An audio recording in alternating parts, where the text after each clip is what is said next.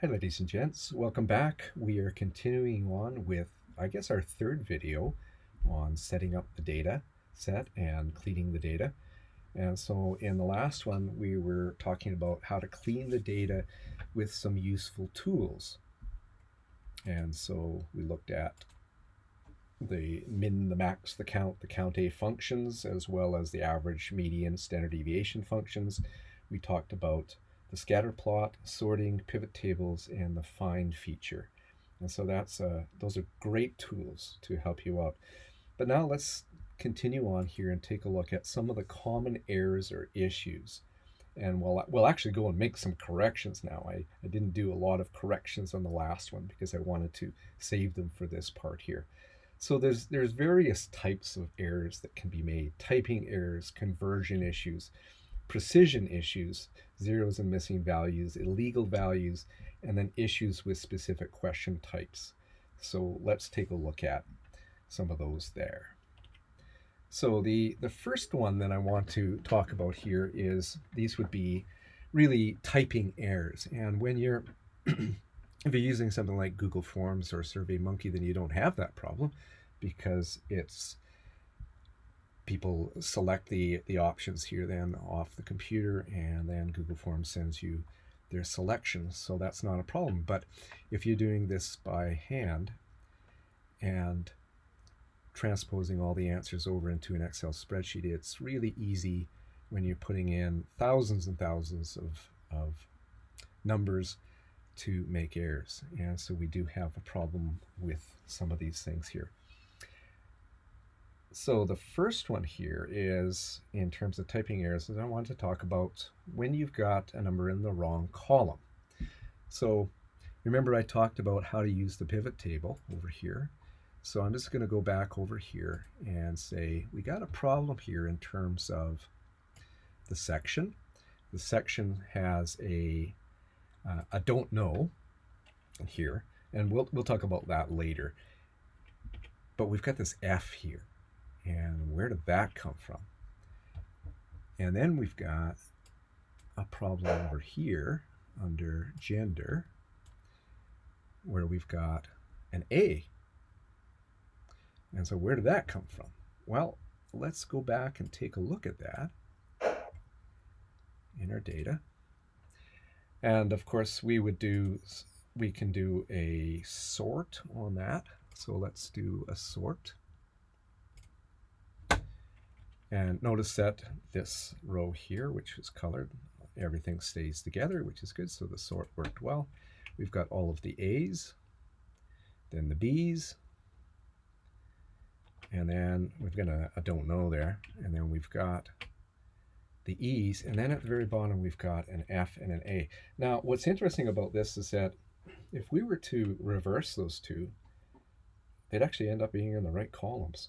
So it looks to me like the gender of A should be in the section of A, and the section of F should actually be the gender of F. So this is an easy fix. You always go back to the survey. So we take a look here at survey number 7 and find out that indeed they were like that this should have been an A and this should have been an F. That's actually the way that they typed it. And when the person who put this into the computer did it, somehow they just got it backwards. And so we fixed that one, and now it's really clean. All right, now there's still this don't know, which we'll get to later, but we fixed that particular problem there. Let's take a look at a couple of others. I just want to take a look at one more. I'm not going to fix this one, but I want to show you where the problem is, because this is also under the area of an illegal value. So we've got up here this 16, and how could somebody put in a 16 on a 1 to 10 scale? So I'm just going to do a sort on that column, and oops, let's try that again. Okay, so I've sorted here, and I'm going to go down to the bottom, and there's that 16. Now, what's interesting about this is that if you take a look at the movie rating, it's a 6. So we've got 16 and 6. What could have happened here is that the person just simply didn't push the tab key when they were typing stuff in, and that this should actually be a 1 and a 6. This is even more obvious if this were a blank. And so if this were a blank, you'd look at this and say, yeah, that's probably what happened, is that it was a 1, and then the data entry person forgot to push the tab or move the cell over and then have the 6 there. And so what we do is we go back to the survey and we check it out, survey number 12, respondent number 12, right, over here. And we do in fact find that, well, that actually was a 1. And so we make that correction. Now, actually, I said I'm not going to make that correction because that's also, I want to talk about out of range values. So we'll just keep that one right there.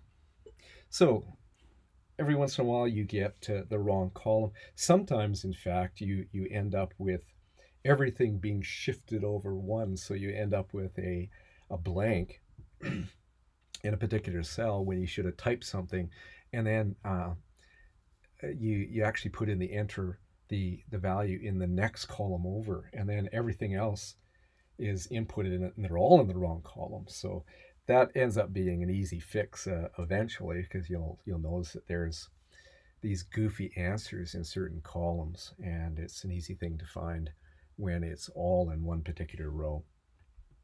All right, let's take a look at another possible problem here. And in this particular one, let me sort by weight on this. And actually, I want to go by respondent number. Sorry. Let's do that. And I think it's near the top that I want to focus in on. So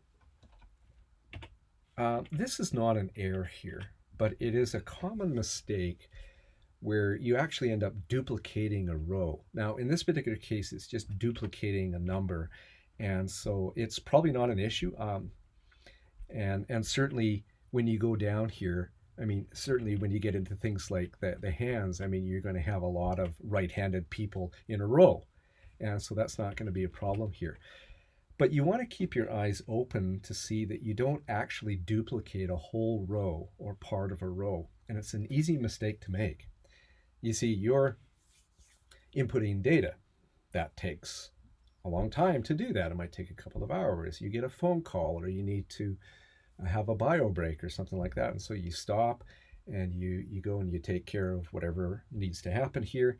And then you come back and you pick up where you left off. And you look and you forget to actually, you forget that you've actually finished with questionnaire number 6. And you didn't set it aside, and so you input it again.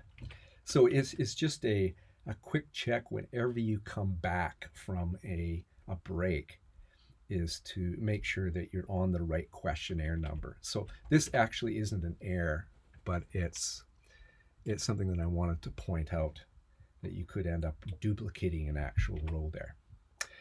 Okay, digit reversal. Now, this is something which is probably what happened with our pulse rate. So we had a minimum of 18. Let's go and, well, it's this guy right here. Of course, if we did a sort, then we would find that quite easily as well. But it's right there, so I'm not going to do the sort. There's our 18, probably a digit reversal, so it's probably 81. We go back, we check survey number 10, and we find out in fact that it is an 81. We make that correction, and it is okay. Now, what happens if it actually is put in as 18? So the person wrote an 18 here. And that's where you need to take a look at the instructions and see, is there some way that they might have messed it up that makes sense? So for instance, if you said something like, take your pulse rate for 10 seconds and then multiply by 6. Or let's say 15 seconds. That's a little more realistic when you're talking about a pulse rate of 18. And so let's say 15 seconds and multiply by 4. And in that particular case, then 4 times 18 would be 72. If that was the instructions, probably what they did was they put down the 18 for the 15 seconds. So you look at how the question is actually worded. Now, in this particular survey, it just simply says, what is your pulse rate? This, again, is an example of a poor question. We want to say the resting pulse rate per minute or something like that. But you want to take a look at the instructions and see if, in fact, that's the mistake that they made. If you can't figure it out, and it just says 18, and it doesn't make any sense as to how they could have come up with that 18, then what you do is you actually get rid of it, because it doesn't make sense. I mean, nobody would have a pulse rate of 18.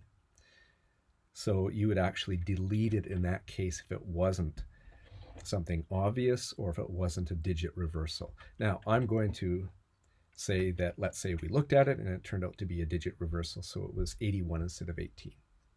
And now you can see up here that our minimum is 52 beats per minute. That's fine. And we still got this problem with the 800, but we'll get to that later. So digit reversals, hitting the wrong key. So we talked about that actually down in section with that A and F. It's now gone. I think it might have been maybe one of these guys here. Hitting the wrong key. The pulse rate. So here's where we can take a look at that 800. Where's the pulse rate of 800? Right there. And again, a sort would find that quite easily. And this, when I take a look at this, I think that it was probably just 80. 80 is within range.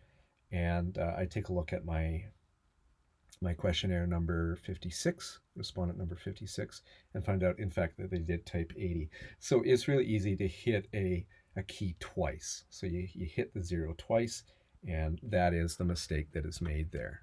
So we're going to change that particular one there. All right.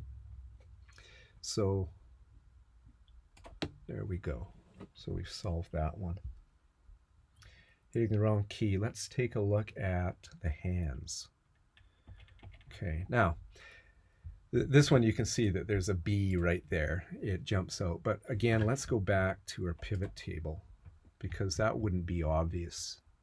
It would be really easy to not see that. So we're going to grab hands and we're going to pull it down here. And what we see here is we've got a left, a right, a Y, and then a B. So you look at that and say, how could you get a Y and how could you get a B on that one? Well, let's look at the question here. It says, are you right-handed or left-handed? And again, this is a poor question, because you would probably say, what is your predominant writing hand? And give them some options here.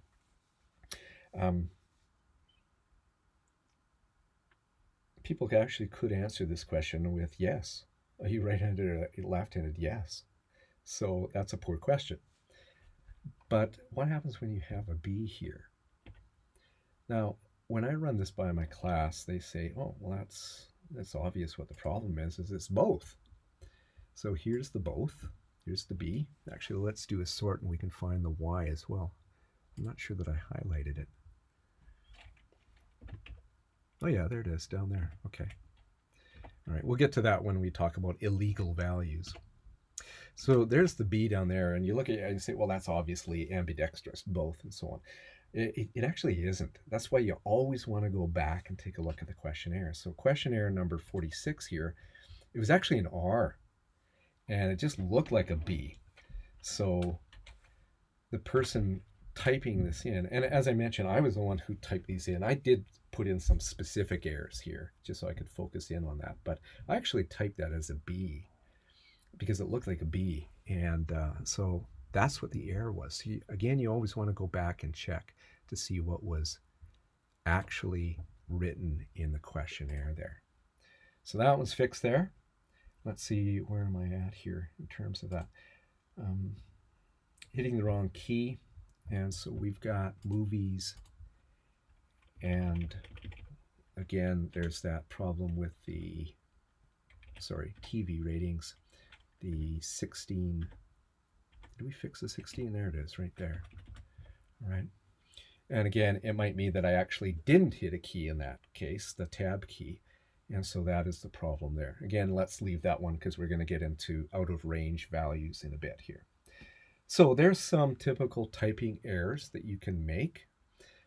Obviously, too, you could make errors when you are in some of these other things here. If you're inputting them, for instance, if you're typing in 6 hours or less, I mean, you could put in 5 hours or less accidentally. And so, again, just going in and doing a pivot table will show you where those errors are. Let's talk about conversion issues. Now, conversion issues are when we've got things like height.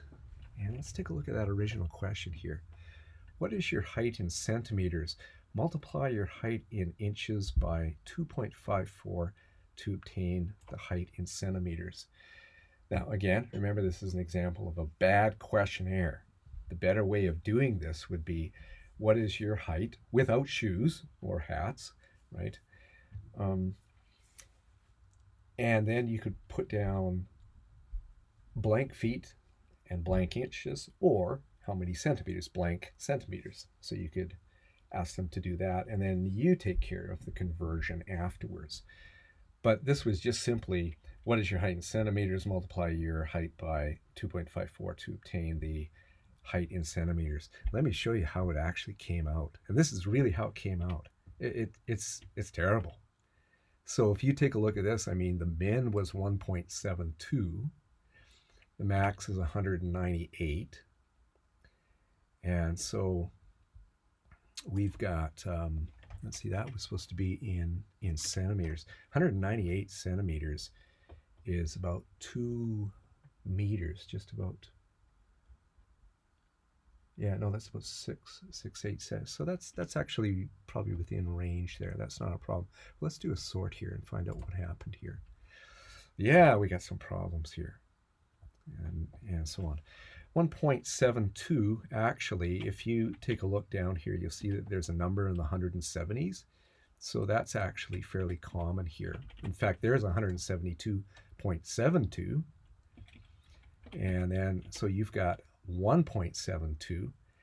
And so this actually is not in centimeters, this is in meters.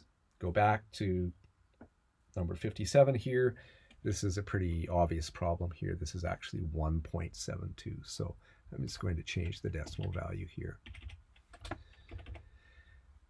And that will fix that particular guy there. All right, the next one. Now, these ones here really look goofy. So you've got 5.3, 5.6, 5.7, and something like this. 5.115. What do you think is happening there? Yeah, well, what they are is they're feet and inches. And so if you take a look at these surveys here, and I'd probably just take a look at a couple of 3 of them and see that they are actually writing them down as feet and inches there, not 5.3. So what you need to do in that particular case is you need to convert these. And so let's see, 5.3, I'm just going over to my other page here, is 63 inches. And so that would be 160 centimeters. So I would have to make that correction there. 5.6, and sorry, this is just going to take a couple of minutes to do, is 168 centimeters. Now we're going to talk about levels of precision here a little bit later. So I'm just going to put these in as integers, and but we'll talk about precision in a bit here. 5.7 is going to be 168 centimeters. Oops. Nope. 170 centimeters, that's better. 5'8" should be another 2.5 centimeters from there. So 173 centimeters. Like that. And then we've got 6'1". Let's see, 6'1". And that turns out to be 73 inches, so 185 centimeters. This one here is actually 511 and a half if you take a look at it. So I'm just going to change that then to 5 and then 11.5, and that turns out to be 182 centimeters. Now, you got two other problems here. These guys are pretty obvious here. These are inches. 67 inches is 5'7", and so that is 170 centimeters right there. By the way, I'm just going to keep that one there for a minute. Okay, I'll get back to it.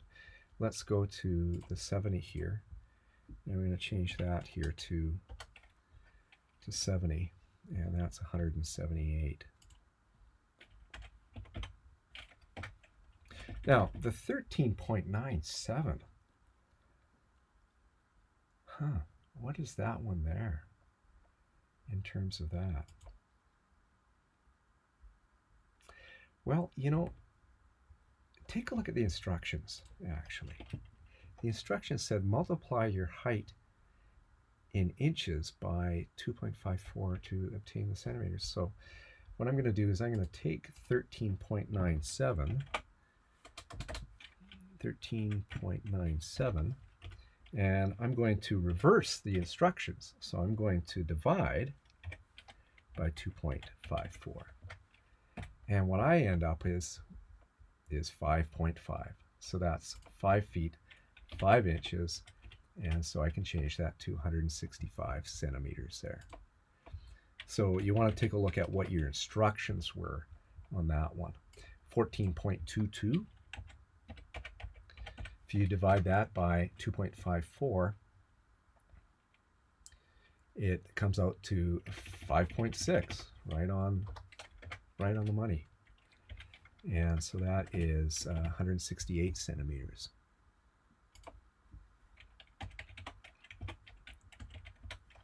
Okay, so we have now fixed up all of those. Let's actually just go down to the bottom and make sure, yeah, those are all good. So all the heights are good. Now I've kept them in yellow here because the problem is that if you are putting down your height in centimeters, in inches, or feet in inches, then it's likely that you're also going to be making a mistake in terms of your weight. So if you take a look at the weight here, it's asking for the weight in kilograms. So both of these are asking for the answer in metric. So if they made a mistake up here, they probably made a mistake down here too. So this one says divide your weight by 2.2. So this becomes a little goofier when you take a look at this, because some of these are within range. So you look at this and you say, okay, is that 59 pounds or is that 59 kilograms? And the answer is, well, it's probably 59 kilograms. It's not likely to be 59 pounds. Is this likely to be 188 kilograms or is this 188 pounds? And that's a tougher one in terms of that, because 188, and if we take that and then multiply that by 2.2,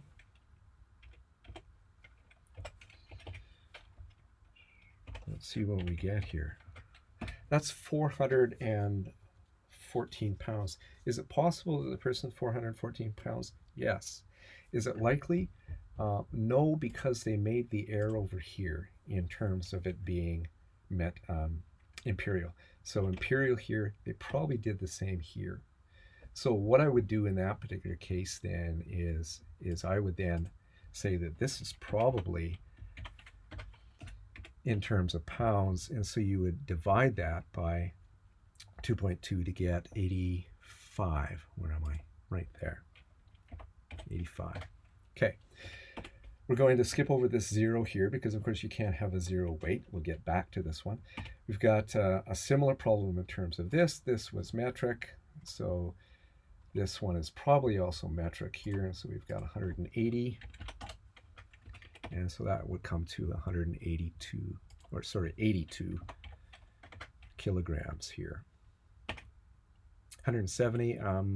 This one's still 135. That's still a lot.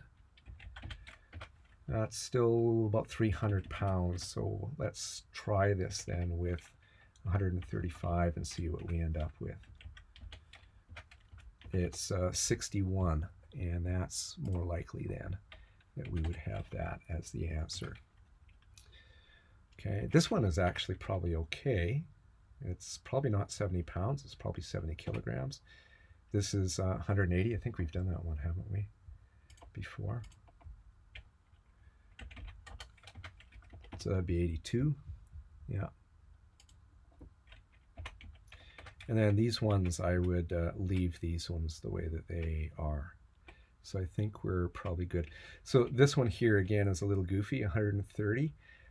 This was actually 67. So remember I said I haven't changed this one because I wanted to show that relationship again. So this is 67 inches. So this is likely 130 pounds. That would be 5'7", 130 pounds.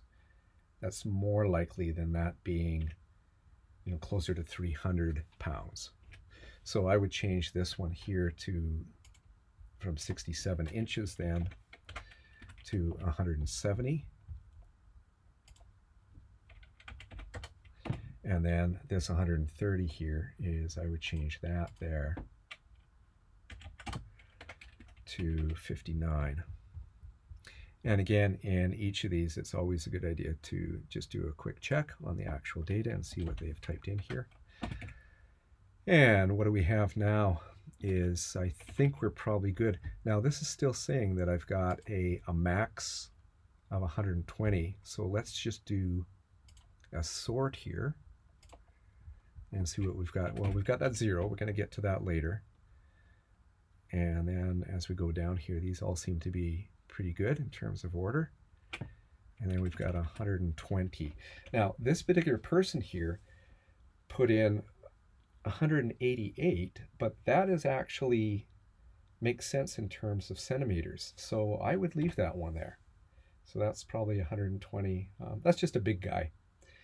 And so I would leave that particular one there. All right.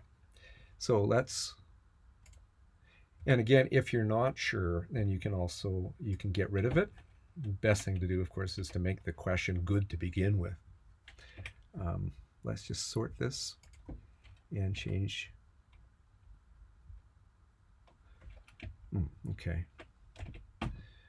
Let's actually change all these yellows now.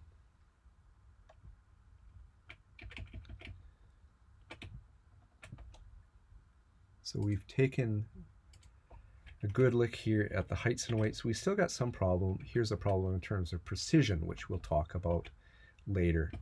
But we still got a 0 down here somewhere, which we'll get to. I think I've got it. And I think I'm going to, well, there's a little bit more in terms of conversion issues. So let's just continue on here. So we talked about numerical conversions and also the combination, in this case, of height and weight, how you want to look at those two together. That will really help you. The other thing in terms of conversion here has to do with labels to class marks. So let's take a look at these guys. So we've got here income. And if you take a look at income, let me sort this for you. You'll see that the income has 0, and then it's got a bunch of labels here, less than 20,000, 20,000, and so on, like that, all the way down here to 50,000 and more. So you've got some numerical values, you've got some alphanumeric values, some labels. When you come to analysis, what I would do here is I would insert a column, and you could call this one here Q11 income midpoints. Okay, and then you just simply, in this particular case, we're going to run zeros down like this, and then the midpoint from less than 20,000. So 0 to 20,000 is we would put in 10,000, like that. And notice that they're all sorted, so I can just simply copy these guys down like this. 20 to 30 would be 25,000.